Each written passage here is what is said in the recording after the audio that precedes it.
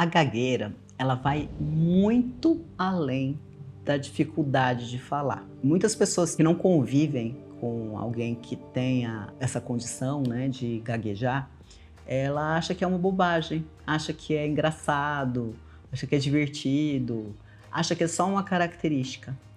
Mas as pessoas que têm a gagueira, para elas é muito difícil.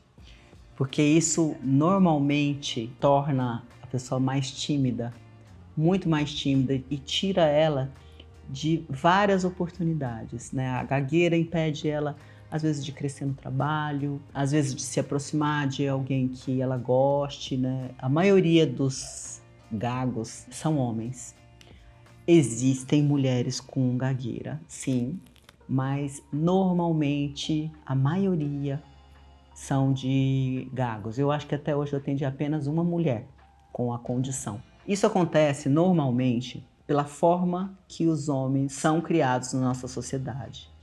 Eu não sei se ainda é assim, mas eu sei que existe um exército de homens que são da minha geração, talvez um pouco mais jovens, e que têm a condição de gagueira muito pela cultura do homem não chora, ou engole esse choro, né? Então, esse choro travado é uma das causas mais comuns de você encontrar a gagueira, né? Então, aquele choro que ficou preso, ou um susto muito grande, ou um sentimento de desamparo. Levei uma bronca muito grande, fiquei de castigo, ou a criança que muitas vezes presencia situações de briga, ou que ela fala alguma coisa e que é inapropriado, né? As crianças falam coisas que às vezes são impróprias, né? Assim, pela sinceridade delas, pela inocência, e ela escuta um cala a boca,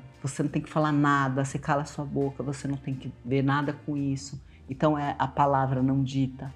Eu tive um caso também muito curioso no consultório, de um rapaz que ele encontrou um amigo, e esse amigo era gago.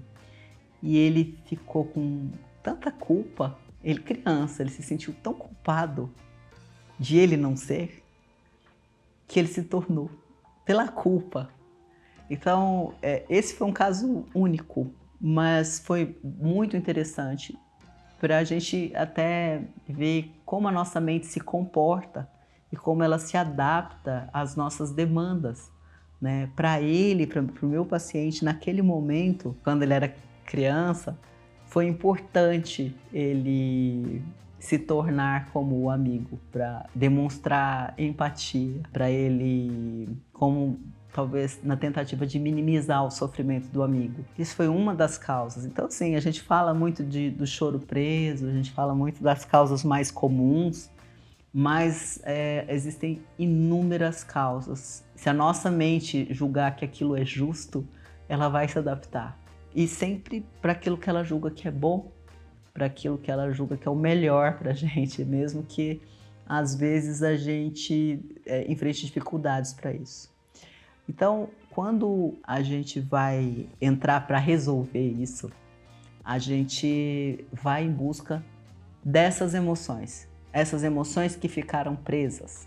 E é como se a gente libertasse a palavra, libertasse o choro, libertasse tudo aquilo que ficou preso, reprimido, ficou guardado num lugar que dói. Quando você reequilibra isso, as coisas se equilibram novamente. Aquilo se torna mais fácil e aí a palavra vem. É levar a consciência para essa parte mais profunda da nossa mente, de que a gente não é mais aquela criança, de que aquela culpa não existe mais, aquele choro pode ser chorado, de que aquela palavra pode ser dita.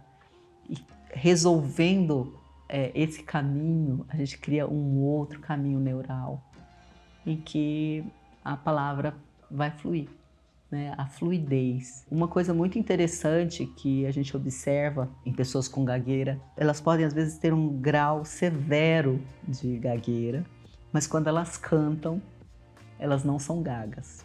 E isso acontece, gente, porque são áreas diferentes do cérebro, né? A área artística, ela vem de outro lugar, que não é dessa mente que é racional. Então, assim, o gago, ele tem como característica ensaiar para falar, pensar 1 milhão de vezes para falar. Por isso esses graus muito acentuados de timidez que eles apresentam, né? E às vezes travam na palavra, às vezes travam na frase, às vezes eles repetem a frase várias vezes. Tudo isso são características que estão numa área completamente diferente da área artística. Então, por isso que eles fluem tão bem na área artística. Quando a gente reequilibra a emoção, a gente consegue reequilibrar a fala da mesma forma e para que ele consiga finalmente se expressar de forma fluida e não ser isolado das coisas que normalmente isso se isola. Além disso, há todo um tratamento para o bullying que normalmente essas pessoas sofrem